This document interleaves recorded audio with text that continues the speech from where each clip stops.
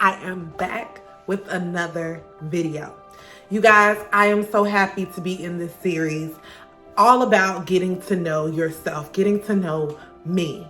In this video, I think you guys are going to enjoy it, but it's gonna cause you to put in a little bit of work, a little bit of self-reflecting. Today, we are talking about getting to know me through the trauma.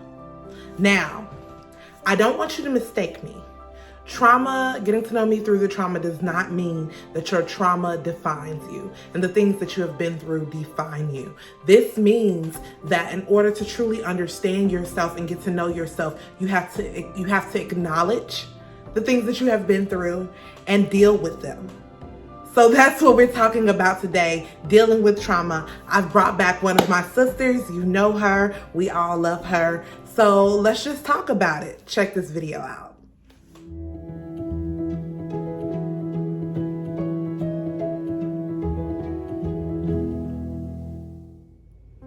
Hey everybody. Okay, so I am here with Jahori. Hey y'all. You guys have already met my sister Jahori if you've been following sis consistently, as you should. Period. As you should. Cool. Come here. Play with your mama. As you should. Watch it.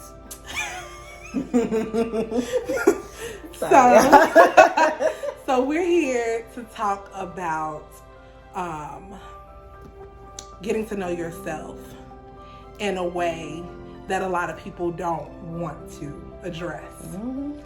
Because of the fact that the topic is trauma. And who wants to relive it, right? Nobody. So why this topic, right? So for me, I feel like this has been such a critical piece in me getting to know myself because, I've experienced trauma. And because I feel like I consider myself a very emotionally aware individual. Some people may just call me emotional. Aren't we all? Right. But I mean, I've been called emotional, but I feel like I'm emotionally aware, and that leads me to asking questions. So when I'm feeling a certain way, I'm like, why do you feel this way? But seriously, I'm like, why do you feel this way? Right. What caused this emotion? How can I handle this so that I feel emotionally at rest? Or, so that I have a good reaction. Or if I just do something and I'm like, and people are like, yeah, that's not a proper response. I'm like, well, what is a proper response? So that's why I feel like the topic of trauma is such a critical piece in you getting to know yourself. Because there's a difference between experiencing it and dealing with it and allowing it to overwhelm you and control who you are. Yeah. So that's why I chose this topic. I'm here with my sister Jahori because she just so happens to be the resident psychiatrist, whether she likes it or not. Please, child, please.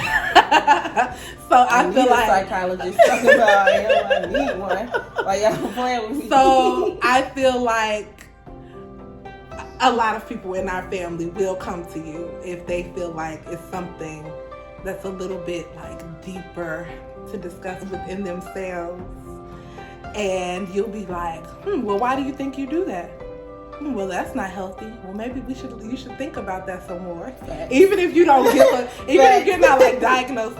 And then also, she was a psych major in college. So it's like, who else to talk to about this? And then finally, because we've experienced a lot of the same trauma. Yeah. When we were 10 and 11, actually a day before your 12th birthday, right? Mm-hmm. Our dad passed away. So with that being like, we were his only two children. This is from my mom's second marriage. We were his only two children. So it was kind of like, we're the closest in age. So it was like an experience that we got to go through together. But Right. I feel like at some points in our lives, we experienced it differently. Definitely. So this is going to be an interesting topic. You may want to go ahead and get your tissues. tissues. This is not something you want to watch while you're driving because if you have experienced trauma, you may feel like I'm joking, but I'm serious at the same time. If you've experienced trauma, you may feel like I need to sit down and be mentally prepared to talk about this. Let's start off by defining trauma. What is trauma? Okay, so just so you all know, I do have my journal here. Just because the teacher and me won't allow me to speak without having some sort of notes, because I tend to get caught up and just talk and get off topic. So I'm actually gonna read this good old definition from Google. Come on, Mama. Google. Yes. Google. Okay, it says that trauma is an emotional response to a terrible event like an accident, abuse, or a natural disaster. Immediately after the event, shock and denial are typical. Longer-term reactions include unpredictable emotions, flashbacks, strained relationships, and even physical symptoms like headaches or nausea. So it says an emotional response to a terrible event. I would even go as far as to say to a perceived terrible event, because it could be terrible in nature, or you can perceive it as terrible, but it'll have the same effect of trauma on you. So don't let people downplay what happened. Trauma, right? Real talk, like being serious. If it's having the same effects on you as a traumatic experience, such as an accident or abuse or something like that, then it's just as important because you're still having the same response. Good to know. And I also wanted to note some information that I gathered on PTSD, because a lot of times people clump them together, clump trauma and PTSD, post-traumatic stress disorder. They clump it together. So I wanted to get some definitions that you could reference so that you can understand where they're similar and where there's some difference there. So I'm not as bougie as her with my notebook, baby. I got me a piece of paper with my notes on it, okay? That's quite all right. So the National Center for PTSD defines PTSD as a mental health problem that some people develop after experiencing or witnessing a life-threatening event, like combat, natural disaster, a car accident, or assault. If symptoms last more than a few months, it may be considered PTSD. So that's where I think the key is. PTSD is associated more so with a life-threatening event, and it's associated with things that you experience for months after or years after the event took place. 7 or 8 out of every 100 people of the population within the United States, these statistics are within the United States, will experience PTSD at some point in their life. So that 7 or 8% will experience PTSD. But check this out. 10% of women versus 4% of men. Wow. So this being a women, a page that's centered around women, I think this is a pretty critical topic, because 10% of us, 10% of us are going to experience PTSD, not just trauma, right. PTSD. Right. So and I think that means the percentage for trauma is higher, because if PTSD is being exclusive to a life-threatening event, exactly, and trauma is your response to what is perceived as a terrible event, that means trauma is way higher. Right. And it can be experienced at like any age. Let's start with recognizing trauma. Recognizing trauma. Why don't you start us off? So I'm just going to hop into it first by saying that a lot of times we have traumatic experiences and we don't necessarily realize that that is what happened, or really just how often that's happened. But a telltale sign are what we call triggers. Triggers. And triggers are usually associated with a very strong emotional response that could be persistent, or it reoccurs. It's prolonged, or it reoccurs very often. So the emotional response can be as I don't want to say dramatic, but as intense as like anger, frustration to the point where you want to fight, or it could be sadness, it could be irritability. You know, somebody who's always irritated, and Janelle has known me very well for all of her life. And so she can tell when I've had points where I was just easily irritated. Like she even said to me one time, like, why are you so easily irritated? And it went over my head, right, until I started this journey of bettering myself and really getting to know myself. But I am going to refer to my journal because that's what it's here for. Amen. Hallelujah. Take your notes. Yes.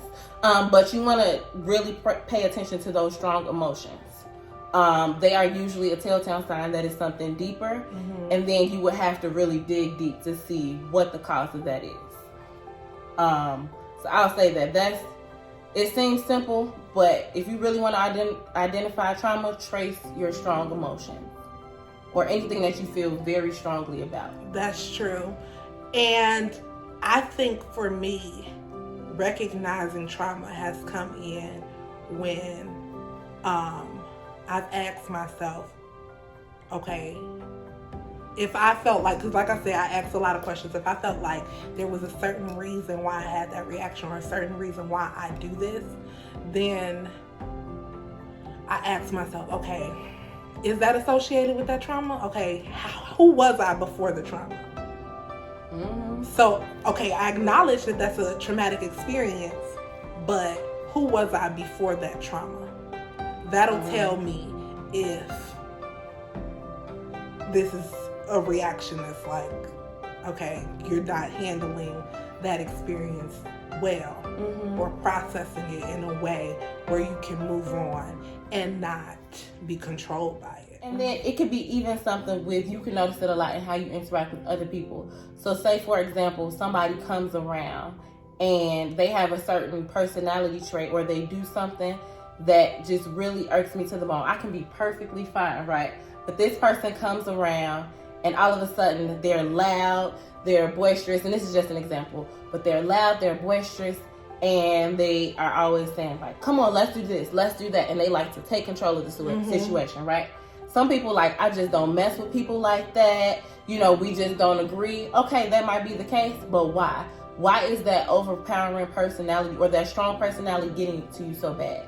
What is it about them taking control of the situation that makes you feel so strongly irritated or put off by what they're giving, by the vibe that they're giving, that you're like, yeah, I don't need to be around. And so you really, really, really have to pay attention to these things because a lot of times they're connected to something way deeper than you can even understand. And we talked about, like when I was introducing this, we talked about like how what you believe is a piece of who you are. So you want to ask yourself why you believe what you believe. And I guess that leads into what I wanted to ask about next, why I am the way I am. Why? And this has to do with trauma because sometimes the way you are is not who you are. It's not who God made you to be. Say it again for the people in the sometimes the way you are is not who God made you to be. It's not who you really are. It's a response to trauma that you've taken on and like made it a part of you. And who wants to make a traumatic experience a part of them? Like literally a piece of my character. Right. I guess I kind of want to take it from the standpoint of talking about Dad because of the fact that that's a traumatic experience that both of us shared. So how do you feel like your reaction, what do you feel like your reaction to that experience has been, or your processing of that experience has been? So I feel like I've had a lot of reactions and it's affected me in a lot of ways that maybe I didn't initially realize. So he did pass away when I was 11, the day before my 12th birthday. And so I think within the few years after that, the way it affected me was very subtle, almost to the point where if you didn't know me and you didn't know that happened, I don't think most people on the outside looking in would have guessed or been able to recognize that even occurred, because sometimes people do have telltale signs of trauma, especially at a younger age, kids it's easier to recognize it the younger you are rather than being older. Exactly. So it did affect me, but one thing I noticed as an adult, and I'm gonna go to my notebook. I noticed for real, is that I have this feeling that I don't owe anybody an explanation for my thoughts, for my feelings, for any decisions I made and any behaviors. Right. So you would be thinking like, where did this come from? How is this a traumatic thing? Like you don't owe anybody. Okay, so my thing is, I feel like it's a degree of truth to that. You don't necessarily owe anybody an explanation for what you do and who you are, but I know that it's toxic. It can be a very toxic trait, and the line is easily crossed between not explaining to yourself unnecessarily to somebody, versus just being toxic and being standoffish and being at a place where you're gonna be by yourself. So the type of life that I wanted meaningful relationships with my family, with my friends, with my husband, and now with my children. Like I want these meaningful relationships.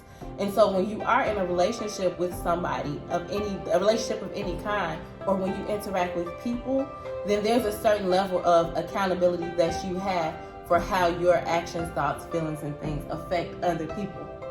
So I realized I just had to make that decision. It's like, for the type of life that I wanted, I needed to change that a little bit. How I found it to be toxic for me personally. So, it was the fact that our daddy, he really loved us. Right. And I think it's no denying that. Anybody who knew him, anybody who saw how he interacted with us, he loved us so much. And he did a really good job of taking care of us naturally, but pouring into us. Like, we were so young, but we had a genuine relationship with our dad. And he took the time to talk to us about whatever was important to us, as well as to pour into us what he thought was important, you know? So we even had conversations as far as, you know, what kind of wives we should be. Like, exactly. It was deep like I'm that. a 10-year-old. Mind you, I'm right. Yes. We're under the age of 10 or 11. You know what I'm saying? But we're having these types of conversations to whatever it is we want to talk about. So he took good care of us. He was such a strong presence. And then because we were so young, we depended on him. We depended on mom. And so I felt like when he passed, it was such a quick transition from dependency to into being independent.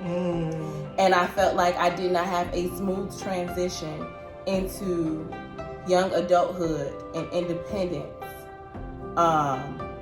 as I should have, or as I would have if he was there. Exactly. And it made it worse, the fact that it's a good thing that I was surrounded by quite a few peers who had both of their parents, or who had a relatively strong family structure and household. And so I got to see some of the benefits of them with their dads and how their transitions into certain phases of life and adulthood was different, and it seemed way smoother. You know what I'm saying? Like, certain things that I'm trying to figure out, like, dang, even when it came to college, like, okay, dang, these applications, okay, dang, where I'm gonna get the money for this? How do I do this? How do I do that? Who gonna go with me to the school? What do I need? Like, all of these things that I was freaking out about, after a while, I just developed a sense of, okay, Drew, this is what you gotta do.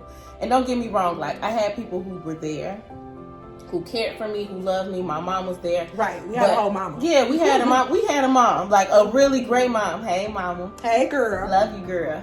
And we had we got sisters, you know, we got strong church group and family, like, support. We have all of the support, right? But it's certain things that only a father can bring to the table, you know. And then because of not just a father, but my father, like my father being so involved and caring so much about those little details, really would have helped.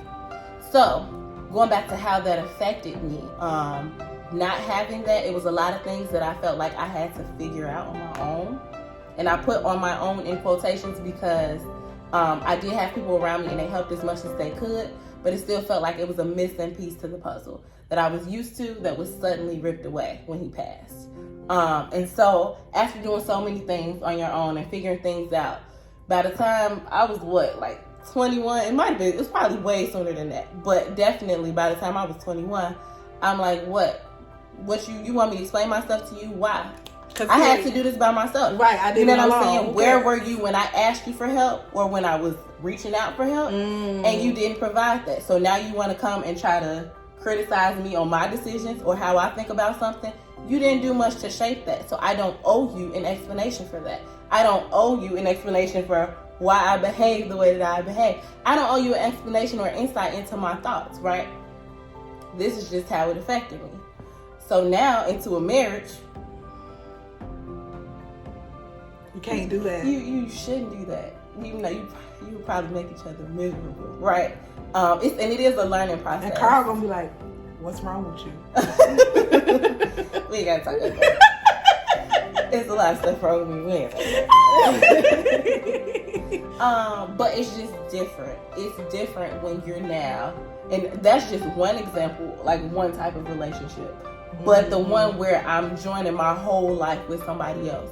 So then every decision that he makes and every decision I make, we affect each other.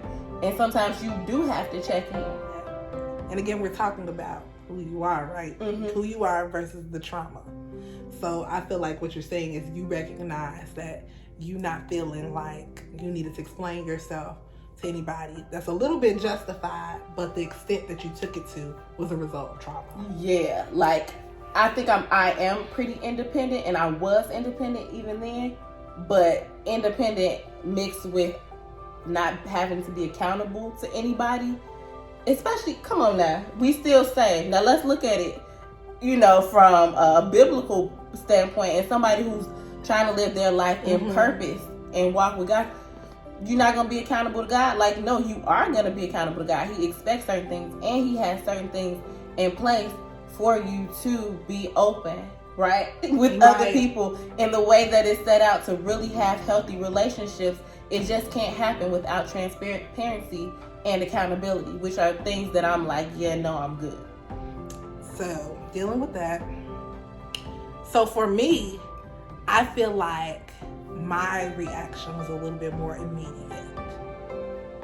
Because, like she said, we're being raised in church, our dad having such a strong bond with him, and being like the definition of daddy's girls. Like, y'all don't understand. So, because I wish somebody would. But being raised to like, okay, trust God, depend on God, being taught God is our supply, but also being a child, so you're depending on your parents, right? And being taught God is our Father. So I'm like, okay, God is our Father. I can ask him for what I need, and he'll make it happen, because that's what my daddy does. Period. Even things that I didn't need, So, and of course, that's who God is. But I can remember when Dad got sick. I can remember praying, like, okay, God, he's sick. I need you to heal him. They said that you are the person I come to, right?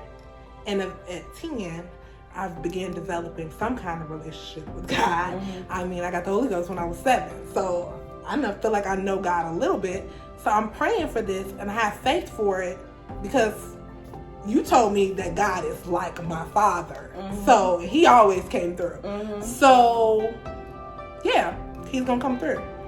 So I'm not worried about it. I can even remember, because my dad was in ICU for like a week and a half or so before he passed away. I can remember writing him a letter, because we couldn't go to where the unit where he was at. Right. I wrote him a letter, like saying, like, I've been praying for you. When you get home, we're gonna take care of you. Telling him like different things I have been learning in school and different things like that. Love you, see you soon type of thing. Completely, like, undeniably, he's coming home, right? And then we were told he was being taken off of life support and he was about to pass away. I remember being at the funeral, and they bring the casket around so you can see the body, because we're the family, so we're sitting there.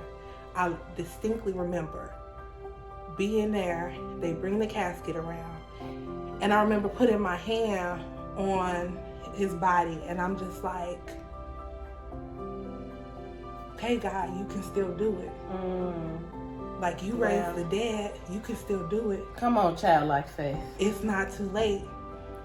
And then I remember holding on to that up until the point where his body was being lowered into the ground at the burial. And in that moment, it was like, this is the only thing that I've ever prayed this hard for. And it didn't happen. And from that moment, when something, well, I could say, life, normal things would happen. I'll be like, I don't know how it's going to work out. It wasn't big things that I had to have faith for. Like, the next big thing I had to have faith for was like a school situation. And that was kind of like shaky, and that didn't necessarily go the way I wanted it to go. And I understood it's not about necessarily what you want to happen. It's about the will of God. And He knows what's best for you. But that affected my faith. And so I'll find myself in situations having to process it as, okay, God is still going to come through. God is still faithful. This is not when your dad passed away. Whoa. So do you feel like you still are struggling with the idea that God didn't come through when He passed away? I understand it now. I understand it in a different way. Like, I understand that God has a plan that's beyond our thoughts. And I see benefits even from Him passing in my life and who God is making me to be. But in those moments, because trauma can happen, like she said, those triggers. So a situation that I can't necessarily control can sometimes be a trigger. Baby, yeah. And when it's a trigger, I can be like, oh my God, it's gonna go horribly. And then it's like, no, okay, process this differently. It's not gonna go horribly.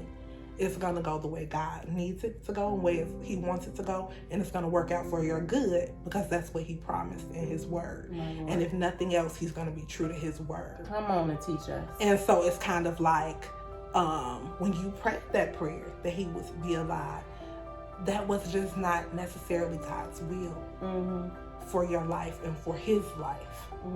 And I don't know necessarily why. That's between Jesus and Him. They know. Yeah, they may know. I think you said a couple good things, like, one, we're not going to understand everything, period. You know what I'm saying? However you choose to live your life, whether you choose to believe in God or not, whether you are trying to live your life based on, God and the Bible or not, there are just things that are beyond your control that are going to happen that you don't understand, right? And that's okay. Part of life is learning how to accept, to know the difference between the things that you can change and the things that you can't. And whatever you can't change, you either accept it or you find a way to cope with it, a healthy way to cope with it.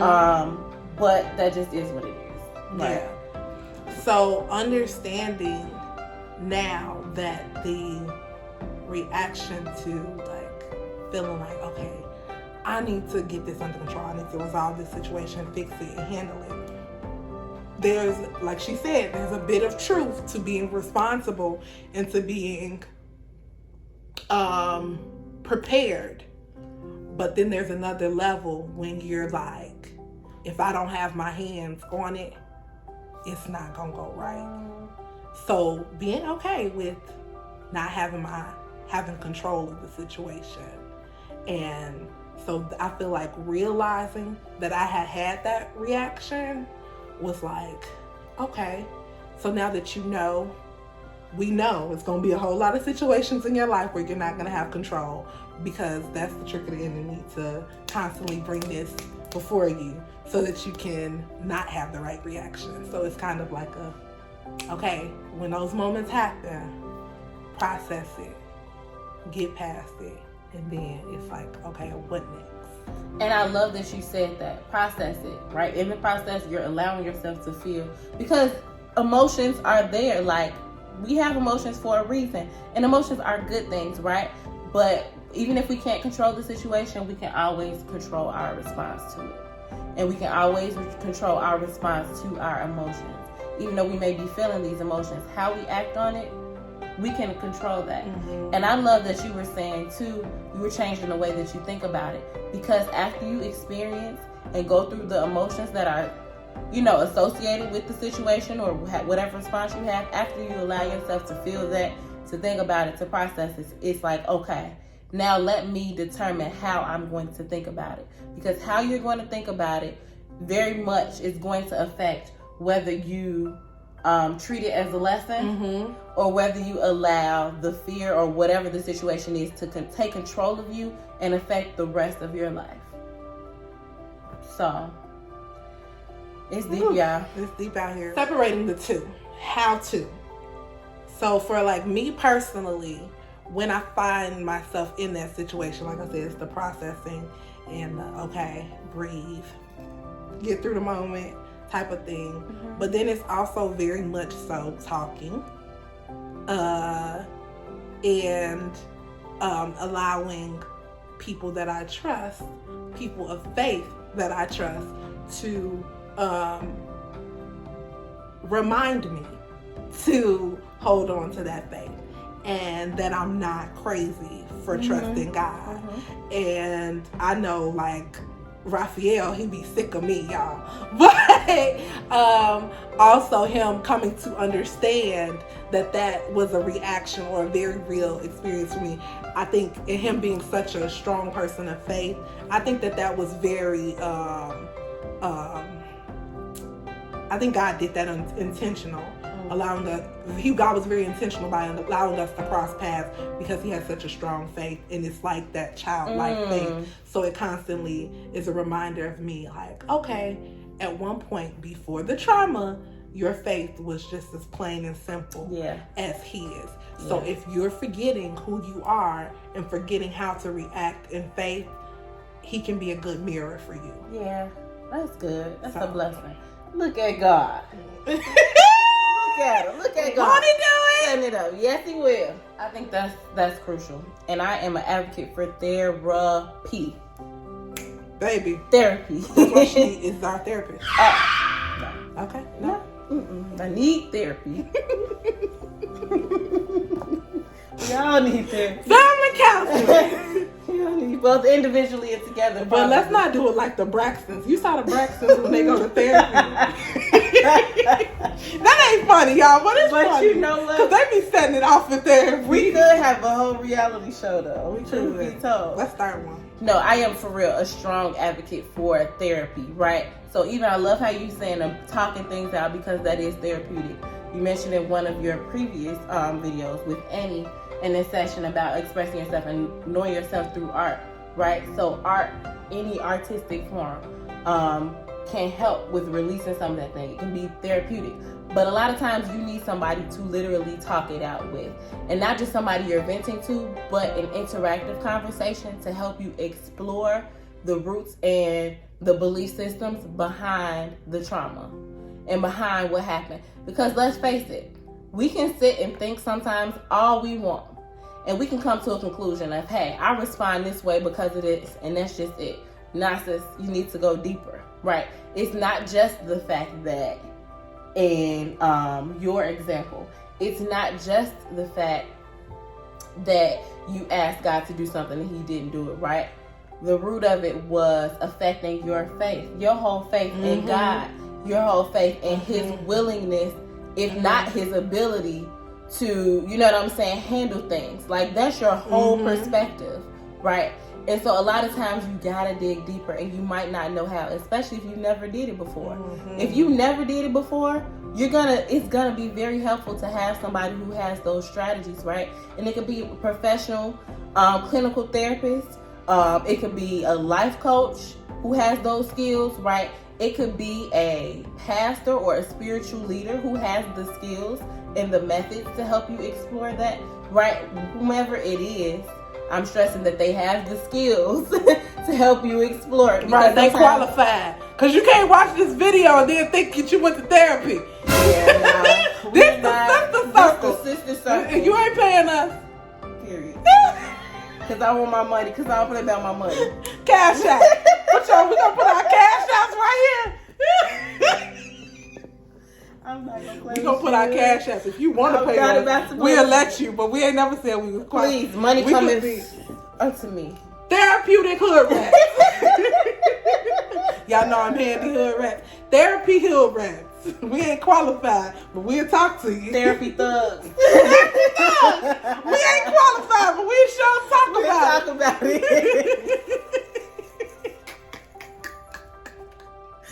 Well, what was we talking about? Okay. Moving right along. So the last thing that I wanted to mention was the difference between fear and learning. Because you can learn from a traumatic experience. Mm-hmm. And knowing the difference between when you have learned and when there is fear, or that when that is a traumatic reaction. Mm-hmm. Did you want to start? You can start. So with that in mind, for me, I think about the example of dealing with, like, y'all, my last car was the trauma car.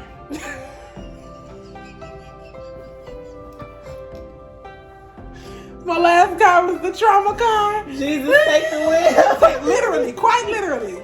Okay, so, and I think it was like 2018. My car was stolen at gunpoint, coming from church. To this day, I don't go to night service. Sorry, Pastor. I'm just playing. Pastor. She said I ain't saying Pastor. Pastor, you know I'll be a night service. Y'all just playing. But from that experience, of course, you could have a very... That's a life-threatening situation. Yeah. That can result in PTSD, right? Mm-hmm. Somebody holding a gun up to you and stealing your car. I feel like from that, I learned, like, okay, to be more aware, right? Now, of course, in the beginning, it was like more of a nervousness associated with driving after dark, driving through certain neighborhoods. Mm-hmm. That was the initial reaction, that it was like, okay, working through that. But now it's more just like Janelle, pay more attention. Like, you knew that before, mm-hmm. but even more so now, it's like, okay, pay attention. Mm-hmm. And don't get cocky and think, I've been robbed at gunpoint, I ain't gonna never die. Like, don't think that type of thing. So, I think that's an example. Baby, it's cute. We don't die, we multiply. We multiply. But no, that was my learning experience. Like, okay, be more aware, be more cautious. Now, look, February of this year, I got into a car accident in that car. It slams into the side of the driver's door. A car slammed into the side of my driver's door. Like, so where I'm sitting, as I was pulling out of my apartment complex. And there's like a hill. And then there was snow piled up. There was another car driving in. All of those little details. Read the police report if you want to know. I'm joking. But anyways, and after that experience, for a while, it was like, well, I remember my first initial reaction, like when I had to go pick up the rental car, I was like, I do not want to drive. I do not want to go do it. Mm-hmm. And I remember calling Raphael, and I'm like, I don't want to drive. I don't want to go get it. I don't want to go get it. And he's like, well, you got to understand that the experiences that you have had are not like things that are like normal experiences. And he was like, and the person that you are meant to be is bold and courageous. And that doesn't mix well with fear. So he was like, so it's the trick of the enemy to bind you with fear in any way possible so that you don't become who you're meant to be. And I'm like, you're right. Come on, Pastor. Come on, preach. I'm like, you're right, because that's not who I am. Well, I went ahead and got the rental, but for a couple of weeks, it was like making a left turn. I might have you sitting behind me for about 2 lights, baby, because I'm scared. That is the traumatic Don't reaction. rush me. Right. That's a traumatic reaction. Yeah. That's a fearful reaction. Yeah. So it was like, whereas, okay, I'm able to drive, I'm okay with driving, making these left turns. There's no reason why you should be sitting here for 3 lights just to make a left turn. Or you hesitate with making left turns for the rest of your life. Exactly. You know what I'm saying? Like, that's a big deal. Exactly. So processing that, like, okay, this is not what you're supposed to do. First of all, you're going to make these people angry. Mm-hmm.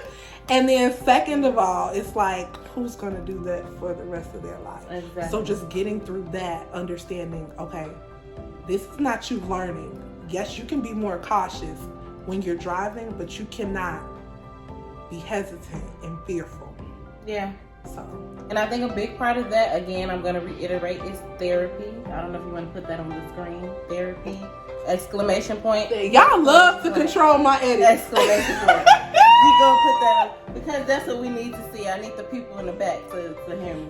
Say it for the people in the back. Therapy. No, for real, because sometimes you can get to a place of comfortability, especially if you have made a lot of growth and personal strides. You can feel like, okay, I'm cool. I want you to know that self-awareness is like a lifelong journey. So I'm not saying therapy is a lifelong journey. You know, at some point that'll end. But the idea is learning the skill to be self-aware.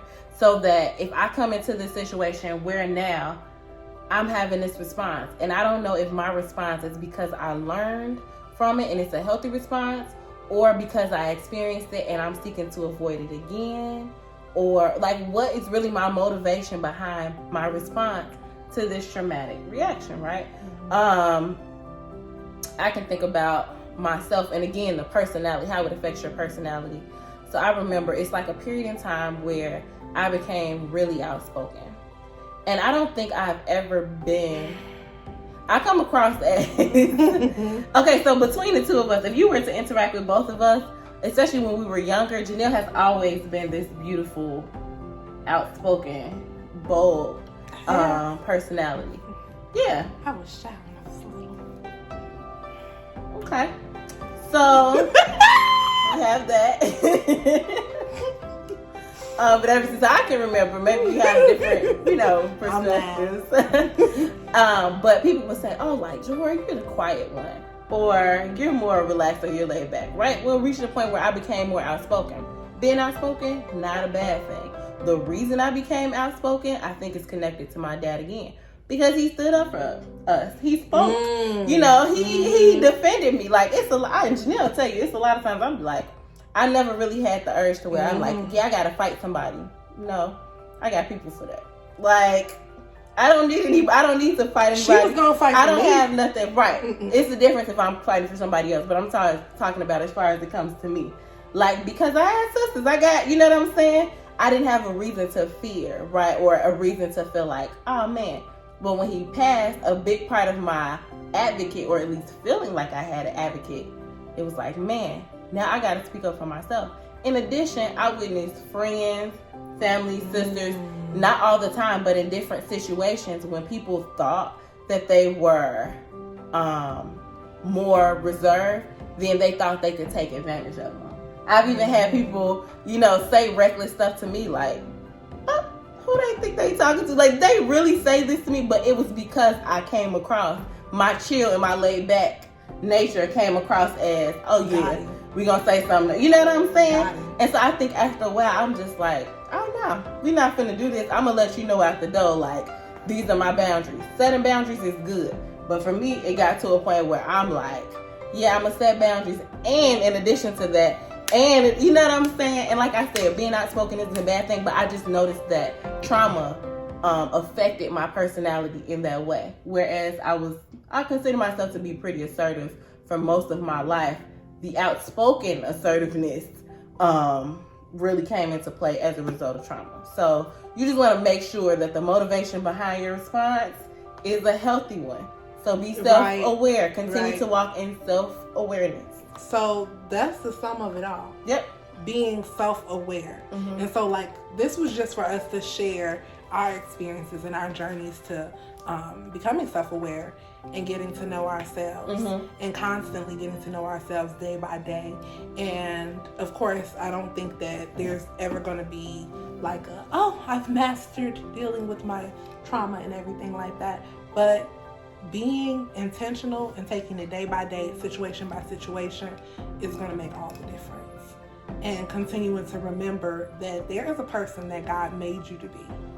And if you want to be that person, you have to deal with the things that the enemy presented, the things that the enemy meant for bad. Oh, but God. But God, don't make me scream and holler and wake these kids up. My God. It ain't that serious. It ain't never that You serious. can have a dignified purse. I'm gonna get my purse like Viola Davis.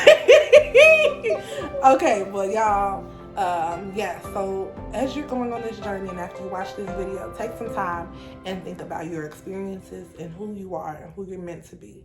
And be intentional about separating you from the trauma. And go to therapy. Go to therapy. Love you guys. Love you. All right. So, thank you for watching this video. Don't forget to like, share, and subscribe. Because when you do, you expand the sister circle. Yeah. Y'all remember that movie where they was rocking back and forth like that? Okay. Anyway. See you guys next week with our next